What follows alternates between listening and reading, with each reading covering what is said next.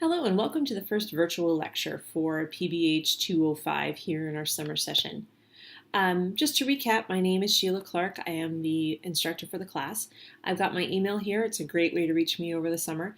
I'm also available at my Google Voice number, so feel free to text me at 702-518-2854, and I'll get back to you just as soon as I can. Over the summer, and especially for an online class, I don't keep office hours on campus regularly, but we're happy to talk to you about setting up an appointment, either a virtual one through Google Hangouts or Skype or something like that, or also through just physically meeting on campus if that works best for you. In general, when you reach out to me, you can expect to hear back from me within 24 hours, although typically not on weekends when I do try to have a life. I like to start by introducing myself, give a little context for this voice that you'll spend a lot of time listening to. It's really hard for me to talk about who I am without starting here with family. This is a group shot from some time that we got to spend with family last summer. In this group, my two fabulous teenagers, my husband that I have been married to for 22 years this summer, and some of the other crazy folks that we're related to. My family really comes down to the heart of who I am and everything that I do. So I always like to start with a picture of these folks, and they make me smile. And then my dogs. We've got a Boogie on the left and Sniff on the right. As I mentioned, I do have two teenagers, so some days these guys are my favorite members of my family. They're always up for a walk, which is great for me. Helps get me out in the neighborhood and moving around. And just in general, make life really, really good, as I'm sure you'd agree if you have dogs of your own. And then water. Anytime that I have the opportunity, I do like to get out of Las Vegas and go visit someplace where there's some water. This is Lake Canandaigua in upstate New York. If I ever disappear and you can't find me over the course of the semester, it's because I found a way to live close to the beach and still be able to afford to buy food. And then Vegas. I moved here for 2 years in the year 2000. Obviously, stayed a lot longer than I thought. The city has been really, really good to me and my family. I did all of my graduate work here at UNLV, so I'm a fellow rebel. It's really become our home in ways that we never imagined when we first moved here. And then finally, I include a copy of this teaching award. I really do love what I do. I love to teach, and I love public health, so this is the perfect job for me. I really do try every semester to get better, to learn more about teaching, learn more about ways that I can assist my students. One of the reasons why this particular award is so important to me was because it was actually voted on by students, and it means a lot that the efforts that I make do seem to be appreciated. So that's a good picture of who I am. I'd love to learn more about who you are, so if you have an opportunity to send me an email, tell me a little bit more about yourself. It helps me to connect, especially in an online class like this, your name with the person who you actually are. So a little bit about what we're going to do today in our first virtual lecture. We don't really have the opportunity to have a syllabus week here in summer semester. We've just got to get right to work. So we're just going to do some familiarization stuff here in our first lecture and then straight on to content tomorrow. Again, this class is being offered solely online, so we won't have any in-person meetings. We'll talk a little bit about what that means. We'll talk about the books that are required for the class, where the points come from, and then a little bit of time on the syllabus. Okay, so online format. I'm going to be in regular contact with you, but you really do have to take the responsibility for owning those deadlines and for working through the material. It's easy to get behind in an online class, but really, really dangerous, especially in our condensed summer schedule. Stay on top of things, put dates in your planner if that's what works for you, reminders on your phone. You do have regular and consistent due dates here in this class. Most days you'll have some kind of assignment due, whether it's a 30-point paper or a 5-point worksheet. You can always work ahead. So if you have other commitments and responsibilities over the summer that makes it difficult for you to do a day's worth of work each day, feel free to work ahead on some of those assignments and get yourself that flexibility. Please check the syllabus, read it carefully for lots of reasons, but note those due dates because those will be very important if you'd like to finish this class with a grade that you'll be happy with. In terms of what an online class will actually look like, there's a couple of different things that might happen. I may ask you to watch a documentary or read an article and then complete a short one-page assignment about the content of that. We may do one of these, a virtual lecture, so a screencast of slides with my narration. You don't have to look at my face like we did in that early introduction video. And then there'll be some kind of short assignment where you apply what we talked about in the virtual lecture to some kind of content or some kinds of other activities. But there will be something that you need to do every single day, and there will be something that you need to submit. In terms of the books that you need for this class, you will need our textbook, Introduction to Public Health by Schneider. We're on to the 5th edition there. However, if you are looking to purchase a used copy, save a little money on books, please feel free. You do not need the online access code for this class, so used copy is just fine.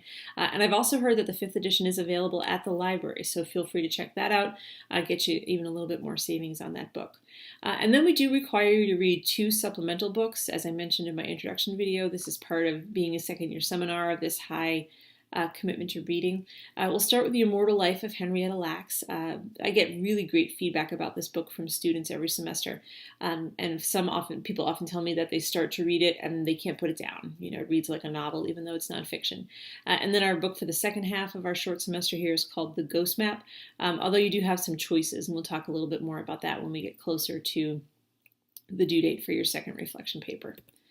Okay, in terms of where the points come from for our class, we'll start with those assignments that are due almost every day, those 5-point assignments. There are 18 of those, which leads to 90 points for those. Again, that heavy writing requirement for a second-year seminar, you have 4 2-page papers that are due over the course of the semester. Each of those is worth 15 points, so you get 60 points for that. And then your reflection papers. These are based on those 2 supplemental reading books that we just talked about. Those are longer, 4 pages apiece, so they're worth 30 points, a total of 60 points from those. Your final paper, research paper, this will be a 4-page, 30-point paper, and there's also a presentation associated with that, so a total of 45 points. And then finally, you'll have both a midterm and a final. Those being worth 50 points apiece gets us 100 points from that, and a total of 355 points available over the course of the semester. I am expecting that you are going to take the time to read through the syllabus in detail. And in fact, today's classwork assignment, that's what that CW abbreviation stands for, classwork assignment, will be a quiz based on the syllabus. But I do want to take a look through it quickly and just hit a couple of highlights. All right, so if we start at the top of the syllabus, you've got the general information about the goals and objectives of the class here in the objectives section. We like to tie, as a second-year seminar, back to the ULOs, those University Undergraduate Learning Objectives. Part of the reason why a second-year seminar is required is because we do cover these important objectives for your undergraduate degree. Here's some more information on the books that I just mentioned briefly a slide ago, and then the details on the points and the grading that we just discussed. I do want to take just a minute to dig through, to just walk through the class schedule in a little bit more detail. For each day, we'll start with a date and then the topic that we're covering. For instance, today, Introduction to Class. Since it's the first day of class, there is no textbook reading required. I do recommend that you start reading Henrietta Lacks, that's at HL there. Read at least those first 4 chapters today or as soon as possible. It's a lot of reading and you do have a paper due about halfway through. So this other reading, we won't cover that during lecture and there won't be questions on it as part of your classwork assignments. This is a recommended reading schedule that will keep you on track to have the book read in time to write that paper. And then in this due column, this is whatever deliverable might be required that day. In this case, it's classwork 1, that syllabus quiz, follows this virtual lecture in our online content. And that will need to be submitted by midnight. So anything that's listed in this due column must be finished by midnight of that day. Again, you're welcome to work ahead. You can always submit early, but if it's submitted after midnight, it will be considered late, and I will not accept late work. That does lead to an important part of the syllabus that you'll want to take a look at, and that's my instructor policies. Many of these are ones that you're already familiar with, but some of them may be a little different than other professors that you've worked with. For instance, here's my late work policy. I don't accept late work. I don't have one of those sliding scale things where you lose 5 points if it's a day late, whatever. Just get it in on time for full credit. That being said, I do know that life has a way of getting in the way of study, so I have my late pass policy.